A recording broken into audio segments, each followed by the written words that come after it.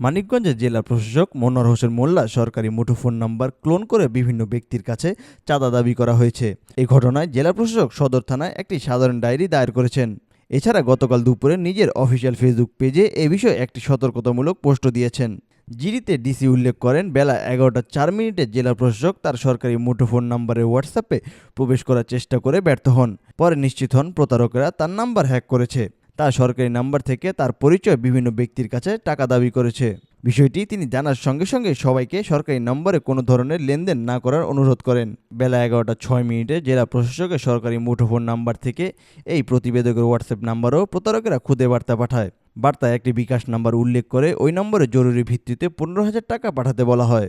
এ ব্যাপারে জেলা প্রশাসক মনোয়ার হোসেন মোল্লা বলেন, তার পরিচিত কয়েকজন ব্যক্তিকে ফোন করে তাদের কাছ থেকে টাকা চাওয়া হয়েছে। তারা তাৎক্ষণিক ফোন করে বিষয়টি তাকে জানিয়েছেন। সরকারি মুঠোফোন ক্লোন করে একটি প্রতারক চক্র এমন করছে। এই বিষয়ে আইনানুগ ব্যবস্থা নেওয়ার জন্য তিনি থানায় জিডি করেছেন। মোবাইল সিম ক্লোন করার নানা ফ্রি প্রযুক্তি ব্যবহার করে অপরাধমূলক কাজ করছে অনেক মন্দ লোক। তাদের হাত থেকে রক্ষা পেতে সতর্ক থাকুন। এই ধরনের সমস্যা হলে পুলিশের কাছে আসলে রিলিফ পাওয়া যেতে পারে।